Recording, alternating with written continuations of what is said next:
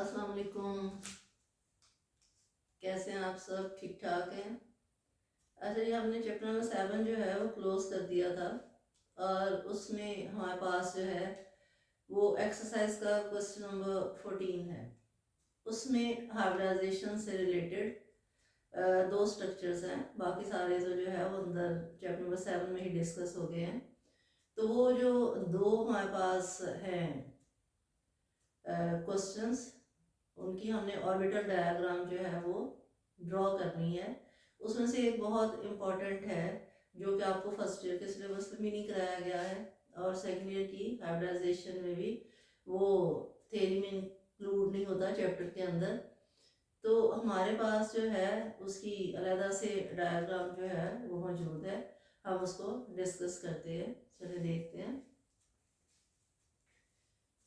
Exercise में question number 14 है, उसमें उससे कहा हुआ है कि इसकी स्ट्रक्चर जो है वो ड्रॉ करें। ये असल में मेथनॉल है। मेथनॉल जो है वो एल्डिहाइड है और इसको हम फॉर्मेल्डिहाइड कहते हैं। फॉर्मेल्डिहाइड कहते हैं। आपको पता है कि आपने जब ड्रॉ करनी होती है ऑर्बिटल डायग्राम, तो उसमें पहले आप उसकी इलेक्ट्रॉनिक कॉन्फ़िगरेशन जो है वो करते हैं। तो आपको पता है कि कार्बन जो है वो ग्राउंड स्टेट में कार्बन 6 है उसका एटॉमिक नंबर और 12 atomic mass, 1s2 2s2 2s1 2s2 उसमें ग्राउंड में 2p1x एंड 2p1y और 2pz जो है वो 0 होता है। जब कार्बन जो है वो एक्साइटेड स्टेट में आ जाता है तो उसकी configuration 1s2 2s1 2p1x 2p1y and 2p1z हो जाती है। और आपको पता है हम हाइब्रिडाइजेशन में डिस्कस कर चुके हैं कि इसके पास 4 हाफ फील्ड ऑर्बिटल्स होते हैं। ठीक है। अब अगर आप देखें तो यहाँ पे कार्बन जो है वो 2 बॉन्ड बना रहा है हाइड्रोजन के साथ और एक डबल बॉन्ड बना रहा है ऑक्सीजन के साथ। अब जहाँ पे डबल बॉन्ड होता है वहां पे एक सिग्मा बॉन्ड होता है और एक जो है वो पाई बॉन्ड होता है। दूसरा हाइब्रिडाइजेशन हमने डिस्कस किया था when the central atom is bonded from 3 sides. जब सेंट्रल एटम जो 3 साइड से जॉइंट होता है तो हमारे पास जो हाइब्रिडाइजेशन है वो sp2 हाइब्रिडाइजेशन होती है। तो इसका मतलब है कि इस मॉलिक्यूल में हमने sp2 हाइब्रिडाइजेशन जो है उसको डिस्कस करना है। sp2 हाइब्रिडाइजेशन में जो है उसमें कार्बन के पास 3sp2 ऑर्बिटल्स है वो मौजूद होते हैं। अगर आप देखें तो यहाँ पे कार्बन एक्साइटेड स्टेट में है, हम ऑक्सीजन की भी जो है कॉन्फ़िगरेशन लिख लेते हैं 1s2 2s2 2p2x 2p1y and 2p1z। ठीक है। अब यहाँ पे हमारे पास जो है कार्बन जो है उसका एक s और 2p जो है वो मिलकर sp2 हाइब्रिडाइजेशन बनाएंगे दिस वन। ठीक है। कार्बन के पास 3sp2 जो है वो मौजूद होंगे और वो 3sp2 जो है उसमें से 2sp2 जो है वो हाइड्रोजन के साथ मिलकर सिग्मा बॉन्ड बनाएंगे और एक sp2 जो है वो ऑक्सीजन के 2py के साथ मिलकर सिग्मा बॉन्ड बनाएगा। ठीक है।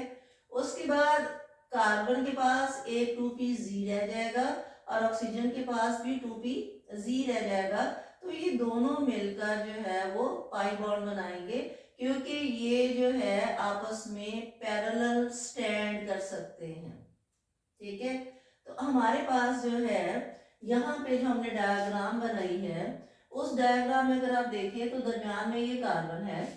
ठीक है। और कार्बन जो है क्योंकि उसमें sp2 हाइब्रिडाइजेशन है तो कार्बन सेंटर में आएगा तो इसके 3sp2 ऑर्बिटल जो है वो इस तरह से ट्राइएंगल की फॉर्म में जो है यहाँ पे स्टैंड करेंगे।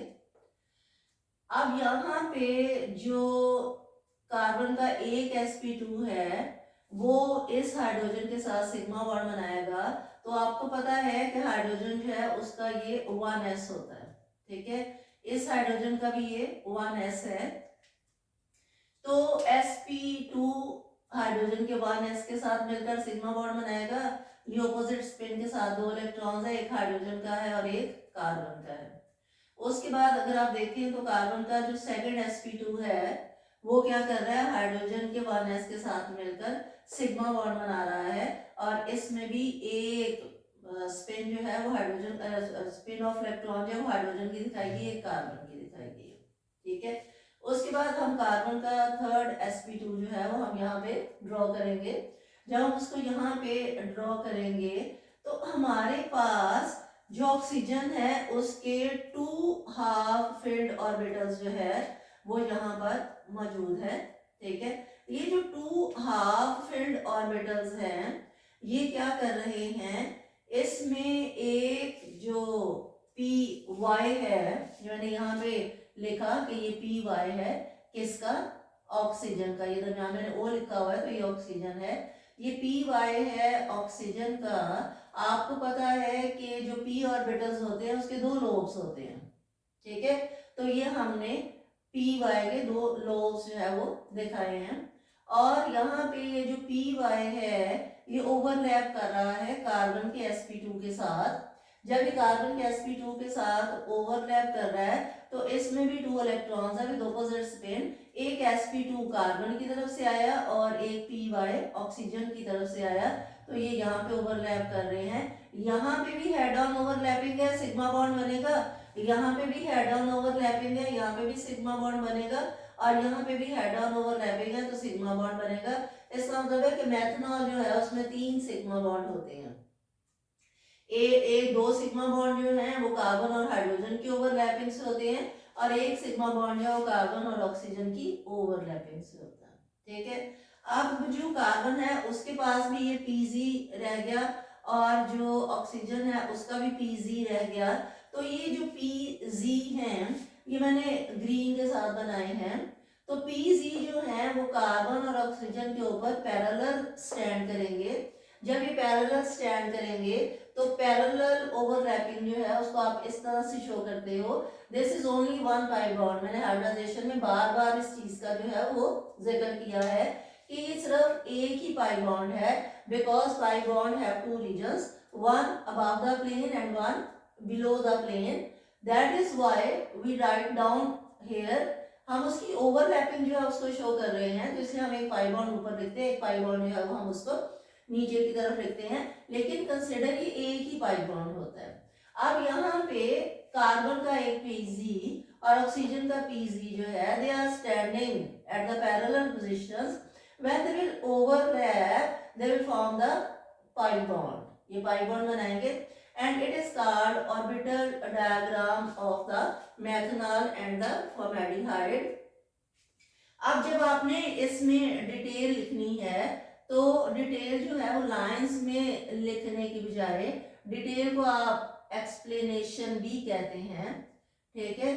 आपने जब इसकी एक्सप्लेनेशन लिखनी है तो उसमें सबसे पहले आपने लिखना है हाइब्रिडाइजेशन कौन सी है, तो यहाँ पे हाइब्रिडाइजेशन जो है वो sp2 है, ठीक है। और इसमें टोटल बॉन्ड्स जो हैं, टोटल बॉन्ड्स जो हैं वो 4 हैं, 2 सिग्मा बॉन्ड्स जो हैं वो ड्यू टू sp2 और s ओवरलैपिंग से हैं, 1 सिग्मा बॉन्ड है तो वो sp2 और py जो कि ऑक्सीजन का है उसकी ओवरलैपिंग से बनना है, और इसमें एक जो है वो पाई बॉन्ड है जो कि पीजी कार्बन का और पीजी ही ऑक्सीजन का है, ये ओवरलैप कर रहे हैं, ठीक है। इसमें जो एंगल है वो 120 डिग्री का है, और इसकी जो शेप है वो ट्राई एंगुलर है, ठीक है। तो इसकी ये सारी एक्सप्लेनेशन जो है, अगर आप लाइंस की फॉर्म में लिखते हो तो वो आपको थोड़ा टाइम लगता है, ठीक है, लेकिन अगर आप इसको इस तरह से दे दोगे तो आपके मार्क्स कटते नहीं हैं, इसी तरह से आपको मार्क्स मिलेंगे। तो this is the overall diagram of methanol which is also called formaldehyde. पहले आप उसकी इलेक्ट्रॉनिक कॉन्फ़िगरेशन लिखोगे, कार्बन का एक S और 2 P जो है वो मिलकर sp2 ओवरलैपिंग जो है वो कर रहे हैं। Pz जो है वो हाइब्रिडाइजेशन में टेक पार्ट नहीं कर रहा है। जब ये हाइब्रिडाइजेशन में टेक पार्ट नहीं कर रहा है तो इसका मतलब है कि ये पाई बॉन्ड जो है वो बनाएगा। उसके बाद जो है ऑक्सीजन जो है उसमें 2 हाफ फिल्ड ऑर्बिटल्स हैं py एंड pz।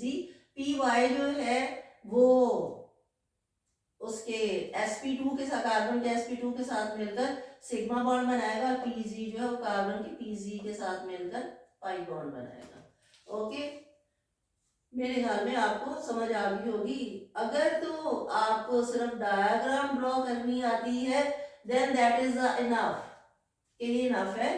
आप ज्यादा डिटेल नहीं भी लिखोगे तो आपको डायग्राम के मार्क्स दे देगा, क्योंकि आप देखिए मैंने यहाँ पे एवरीथिंग लिख दी है। तो यहाँ पे सिग्मा बॉन्ड बन रहे हैं, ये ऑपोजिट स्पिन के साथ इलेक्ट्रॉन्स हैं, ये sp2 है, ये sp2 है, ये sp2 है, ये ऑक्सीजन का py है, ठीक है, ये कार्बन का pz है, ये ऑक्सीजन का pz है, यहाँ पे पाई बॉन्ड बन रहा है, और ये सारी डिटेल्स है वो यहाँ पे भी लिख दी गई है, और उससे साफ पता चल रहा है कि ये जो है ये यहाँ से आप इसकी ज्योमेट्री जो है वो जब शो करते हो तो इसकी ज्योमेट्री जो है वो यहाँ तक चलती है कि ये ज्योमेट्री जो है वो इसकी ट्राइंगुलर है। तो ट्राइंगुलर जो है उसमें एंगल जो है वो 120 डिग्री का होता है, ठीक है। इसको गौर से इसकी प्रैक्टिस कीजिएगा, और प्रैक्टिस करने से आपको जो है वो बड़ी फाइन डायग्राम जो है वो आप बना सकते हो। थैंक यू सो मच, अल्लाह हाफिज़।